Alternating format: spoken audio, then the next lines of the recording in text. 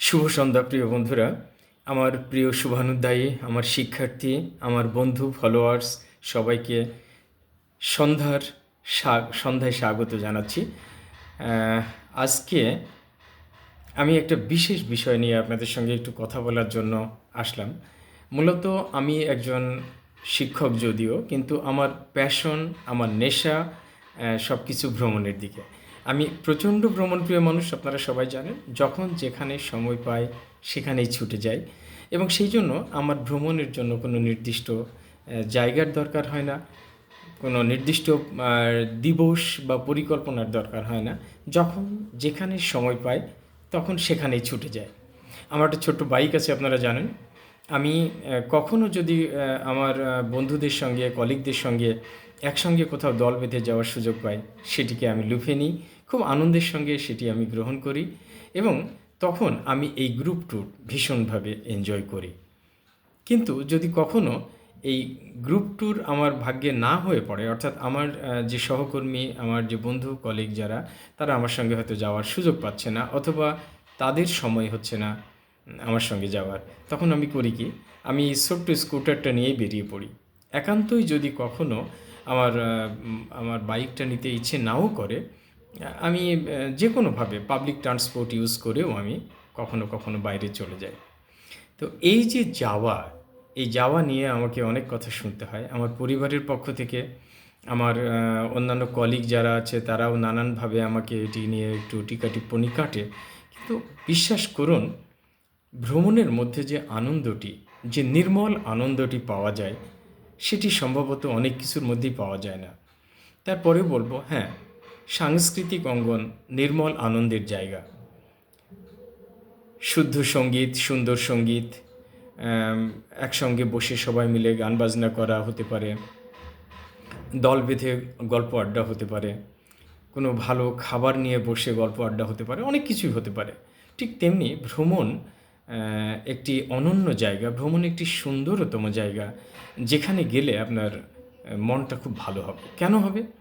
কারণ আপনি আপনার চিরপরিচিত একঘেয়েমি যে পরিবেশ, এই পরিবেশের বাইরে আপনি গিয়ে নতুন কোনো একটি পরিবেশের সান্নিধ্য পাচ্ছেন। সেটি হতে পারে কোনো মানুষ, হতে পারে কোনো প্রকৃতি, হতে পারে কোনো পশু পাখি, যাই বলি না কেন। আপনি এই নতুনের মাঝে যাওয়ার সঙ্গে সঙ্গে আপনার ভিতরে আনন্দের স্ফুরণ ঘটে যাবে। আপনার ভিতরে প্রচণ্ডভাবে আপনার সুপ্ত বাসনা, সুপ্ত ইচ্ছেগুলো ডালপালা মেলে ধরবে, তারা ডানা মেলে ধরবে আকাশে উড়বার জন্য। আপনি বিশ্বাস করুন, আপনি ভ্রমণপ্রিয় হয়ে উঠুন, দেখবেন আপনার একঘেয়েমিপনা কখন কোথায় যে উধাও হয়ে গেছে আপনি টেরই পাবেন না। আমি গ্যারান্টি সহকারে বলতে পারি। এর কারণ হলো, বিশেষ করে আমি সবথেকে বেশি যে জায়গাটিকে প্রিফার করি সেটি হলো প্রকৃতি।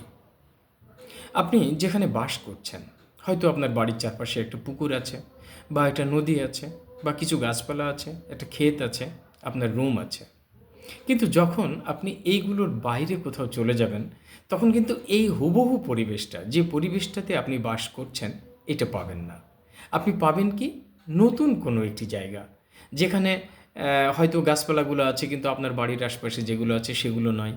সেখানে হয়তো একটি নদী আছে, যে নদীটি আপনার নদীটির মতো নয়, হয়তো অন্যরকম।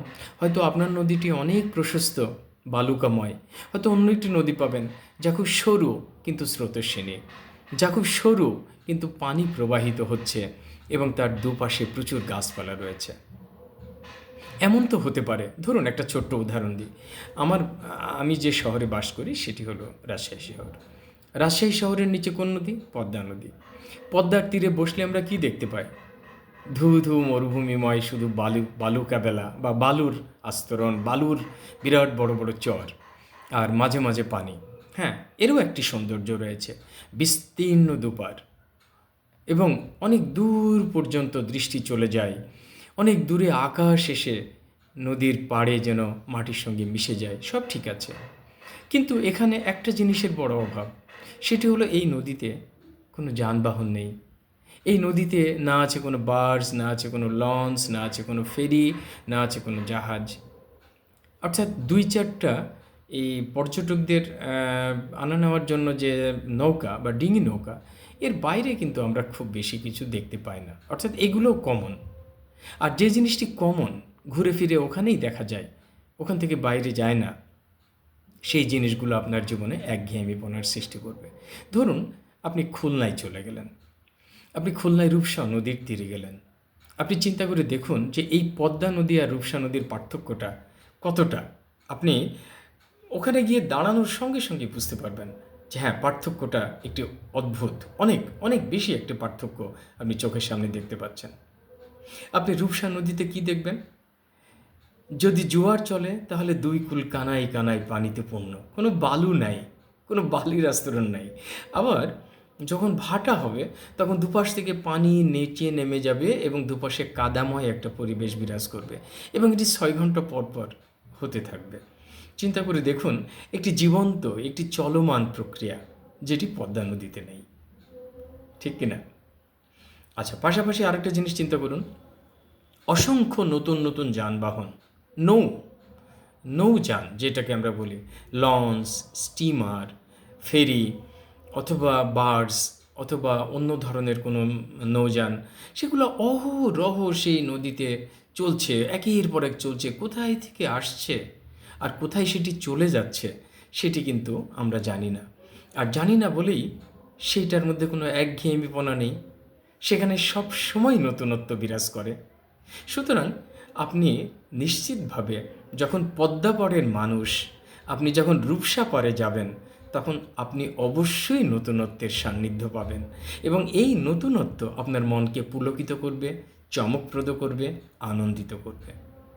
সুতরাং ভ্রমণ মানুষকে নতুন কিছু দেয়, এটা আমরা সব সময় বলতে পারি।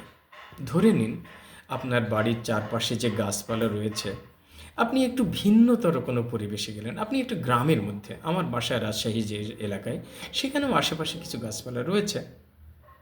কিন্তু আমি যখন আমার ছোট বাইকটা নিয়ে বা কোনো পাবলিক ট্রান্সপোর্টে বা ছোট্ট একটা রিক্সা নিয়ে আমি যখন এই উত্তরমুখী হয়ে কোনো গ্রামের মধ্যে চলে যাব, চিন্তা করে দেখুন তো, দুপাশে ধান ক্ষেত, বাতাস হচ্ছে, ধানের পাতাগুলো দুলছে, কেমন লাগবে তখন?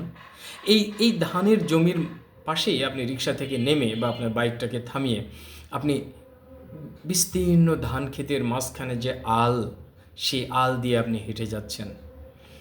আমি নির্দ্বিধায় বলতে পারি একটি অদ্ভুত শীতল শীতল অনুভূতি আপনি লাভ করবেন, একটি অদ্ভুত গন্ধ আপনি লাভ করবেন, যে গন্ধটি আপনি ঘরে বসে যেখানে বাস করতেন সেখানে পাচ্ছিলেন। শুধু তাই না, সেখানে যে গাছপালাগুলো সেগুলো আপনার বাড়ির পাশে নয়। তাহলে কি হবে? একটা নতুনত্ব আসবে। ওই গাছে নতুন নতুন কিছু পাখি এসে বসবে, তারা ডাকতে থাকবে। আপনি চিন্তা করে দেখুন যে এই সুন্দর পরিবেশটি আপনাকে কতটা বিমোহিত করবে। এভাবেই আপনি নতুন পরিবেশ, নতুন প্রাকৃতিক পরিবেশ, নতুন মানুষের মধ্যে, আত্মীয় স্বজনের মধ্যে, যেখানেই যান না কেন, ধরে নিন আপনি আপনার কলিগদের সঙ্গে আছেন, ধরে নিন আপনি আপনার পরিবারের সদস্যদের সঙ্গে আছেন, আপনার হঠাৎ ইউনিভার্সিটি জীবনের বা স্কুল জীবনের কোনো একজন বন্ধুর কথা মনে পড়ে গেল। আপনার হঠাৎই মনে পড়ে গেল যে খুব বেশি দূরে তো নয়, আধা ঘন্টা, 1 ঘন্টা বা 1.5 ঘন্টার জার্নির মধ্যেই আমি এই বন্ধুটির দেখা পেতে পারি। আপনি হুট করেই একটি প্রোগ্রাম করে বসলেন, কি আছে, আপনি বেরিয়ে পড়লেন ঘর থেকে, আপনি চলতে থাকলেন, এক পর্যায়ে সেই বন্ধুর সান্নিধ্য পেলেন, একসঙ্গে বসে দু বন্ধু প্রাণ ভরে দুদণ্ড গল্প করলেন, আড্ডা দিলেন, যতটুকু নিজেদের মধ্যে আরও ক্লোজ সান্নিধ্য সৃষ্টি করা যায় করলেন, একে অপরকে কিল ঘুষি, অর্থাৎ যেটা আমি বলতে চাচ্ছি যে ইন্টারাকশন, সেই যত খুশি আপনি বাড়ালেন। এতে হবেটা কি? আপনি বাড়িতে বসে যে একঘেয়েমিপনার মধ্যে পড়েছিলেন, সেই একঘেয়েমিপনা আপনার মন থেকে উড়ে যাবে। আপনার মনের যে উপরে যে একটি কালো পর্দার মতো জিনিস সবসময় চেয়ে থাকে, সেই জিনিস থেকে বেরিয়ে যেতে পারবেন, এবং আপনি নতুন একটি জগতে হারিয়ে যেতে পারবেন। আপনি যখনই নতুন জগতে হারিয়ে গেলেন, তখনই আপনার জীবনে একটা রিসাইকেল হয়ে গেল। অর্থাৎ আপনি আপনার জীবনের যে অবস্থার মধ্যে ছিলেন, সেই অবস্থা থেকে আপনি নতুন একটি জীবনের সন্ধান পেলেন। অর্থাৎ পরিবর্তনশীলতাই যে মানুষকে আনন্দ দেয়, পরিবর্তনশীলতাই যে মানুষকে নতুন রূপে নিজেকে ওঠাতে সাহায্য করে, এটি একদম নির্দ্বিধায় বলা যায়। আর এই পরিবর্তন শুধু যে কোনো আত্মীয় স্বজনের বাড়িতে গেলেই হবে তা না, নতুন গাছপালার মধ্যে গেলে হবে তা না, নতুন নদীর তীরে গেলেই হবে তা না। আপনার এই পরিবর্তন আসবে যে কোনো একঘেয়েমিপনার অবসান ঘটিয়ে। আপনি প্রতিদিন বাড়িতে যে খাবার খাচ্ছেন, আপনি চিন্তা করে দেখুন, এই খাবারের বাইরে আপনার হঠাৎ একদিন মনে হতেই পারে যে একদিন রেস্টুরেন্টে খাবার খাই। আপনি পরিবারের সবাইকে নিয়ে গিয়ে একদিন রেস্টুরেন্টে খেলেন। হ্যাঁ, খাওয়ার সঙ্গে সঙ্গে দেখবেন যে হ্যাঁ, কিছু টাকা খরচ হবে, কিন্তু আপনার মনের ভিতরে একটি নতুনত্ব কাজ করবে, একটি আনন্দ কাজ করবে। এই আনন্দ যখনই আপনার ভিতরে আসবে, তখনই আপনার লাইফটা রিসাইকেল হয়ে গেল। আমরা সবসময় কী করি? আমাদের জীবনকে নতুন করে আমরা পেতে চাই। কারণটা কি? আনন্দ না থাকলে জীবন একঘেয়েমিপনায় আচ্ছন্ন হয়ে যায়। জীবনকে হতে হবে আনন্দময়, আর এই আনন্দের সন্ধান আমরা পরিবর্তনশীলতা থেকেই পেতে পারি। সুতরাং আমি আপনাদের কাছে শুধু এইটুকু বলবো, আমার যারা বন্ধুবান্ধব, যারা আত্মীয়স্বজন, সবার কাছে আমি এই কথাটিই বলবো, জীবনের এই একঘেয়েমিপনার অবসান ঘটানো খুব সহজ। আপনি ইচ্ছে করলেই পারবেন। এখানে যেটি দরকার সেটি হলো আপনার ইচ্ছা শক্তি। আপনি শুধুমাত্র আপনার ইচ্ছা শক্তিকে জাগ্রত করুন, ক্ষুদ্র একটি সময় আপনার জীবন থেকে খুঁজে নিন, সেটিকে কাজে লাগান, অল্প একটু টাকা খরচ করুন। এর জন্য আপনাকে গাড়ি টাকা খরচ করতে হবে না, আপনাকে লাক্সারিয়াস কোনো হোটেলে থাকতে হবে না, লাক্সারিয়াস কোনো গাড়িতে আপনাকে জার্নি করতে হবে না। শুধুমাত্র কোনো না কোনোভাবে আপনি যদি একটু পরিবর্তন আনতে পারেন, আপনি দেখবেন আপনার জীবন নতুন হয়ে যাবে, রিসাইকেল হয়ে যাবে। আর নতুনত্বই হলো জীবনের ধর্ম, আনন্দের ধর্ম। আনন্দ পেলেই জীবন সুস্থ থাকে। আপনার শরীর এবং মন যখন সুস্থ থাকবে, আপনি চনমনা বোধ করবেন। বয়সের নিয়মে বাড়তেই থাকবে। প্রতিটা সেকেন্ড যাচ্ছে মানে আমাদের বয়স বেড়ে যাচ্ছে। এটাকে রোধ করার কোনো উপায় আমাদের মধ্যে নেই, কিন্তু আমরা কি করতে পারি? এটাকে মেনে নিয়েই আমাদের জীবনটাকে মাঝে মাঝেই একটু নতুন আবর্তে ঘোরাতে পারি, একটু নতুন কিছুর সান্নিধ্য লাভ করতে পারি। আপনি যখন জীবনের এই একঘেয়েমিপনা থেকে বেরিয়ে একটু নতুন কিছুর সান্নিধ্যে যাবেন, আপনার জীবন মন চনমনে হয়ে উঠবে। আপনার মনের মধ্যে কখনো কখনো খুব অস্থিরতা কাজ করে, আপনি দেখবেন এই অস্থিরতা থেকেও আপনি বেরিয়ে যেতে পারবেন। আপনার মন শান্ত হয়ে আসবে। কখন যে আপনার মনের অস্থিরতা উবে গিয়ে আপনি একদম কোয়াইট অ্যান্ড কাম হয়ে গেছেন, শান্ত স্নিগ্ধ একটি মানসিকতায় পর্যবসিত হয়েছেন, আপনি নিজেই টের পাবেন না। আর ভ্রমণে কত যে নতুন অভিজ্ঞতা চিন্তাই করা যায় না। আমরা ঘরে বসে থাকলে কখনোই সেটি পাবো না। আমাদের প্রচুর টাকা থাকতে পারে, আমাদের সমস্ত টাকা আমরা ব্যাংকে জমা করে রাখতে পারি, আমরা ভাবতেই পারি যে আমার অনেক টাকা আছে। এই ভাবনার মধ্যে সীমাবদ্ধ থাকলে আপনি হয়তোবা টাকার জন্য একটু আনন্দ পাবেন, কিন্তু একসময় না একসময় আপনার জীবনে একঘেয়েমিপনা আসবেই। কারণ আপনি তো একটা সাইকেলে আবদ্ধ। এই সাইকেলের বাইরে আপনাকে যেতে হবে, বৃত্তের বাইরে আপনাকে যেতে হবে। এবং শুধু তাই না, বৃত্তের বাইরে গেলে আপনি আপনার নিজের জীবনকেও চিনতে পারবেন, বুঝতে পারবেন আপনি কি। আমি ফিলসফির লোক হয়ে আবারও আমাদের গুরু সক্রেটিসের সেই কথাটি বলতে চাই, নো দ্যাই সেলফ, নিজেকে জানো। নিজেকে কী করে জানা যায়? নিজেকে জানা সত্যিই খুব কঠিন কাজ, কিন্তু আমার নিজের ভিতরে থাকলে আমি নিজেকে জানতে পারি না। তাই যখন আমি আমার বাইরে যাই, আমি আমার বৃত্তের বাইরে যাই, আমি আমার মতো আরও 10 জন মানুষের সঙ্গে মিশি, তখন আমি আমার হীনমনতা, আমি আমার কুপমুণ্ডকতা, আমি আমার মূর্খতা, আমার অন্ধত্ব বোধ, আমার কুসংস্কার বোধ, সব কিছুকে যেন আমি নতুন করে আবিষ্কার করি। এবং তখন আমার অহংবোধ বলতে আমি বোঝাচ্ছি অহংকার বোধ, এই অহংকার বোধ থেকে আমি বেরিয়ে আসতে পারি। আমি যখনই দেখি যে হ্যাঁ, আমি যা ভাবছি আমি তো নই, আমি এর থেকে অনেক ক্ষুদ্র, তখন আমার অহংকার বোধ থেকে আমি বেরিয়ে আসতে পারি, আমার জীবনটাকে আবার নতুন করে আমি পেতে পারি। তো প্রিয় বন্ধুরা, আর একবার কথা হবে। আপনারা খুব ভালো থাকবেন, সুস্থ থাকবেন। শরীর এবং মনের দিক থেকে সুস্থতাই হলো আমাদের একমাত্র কামনা।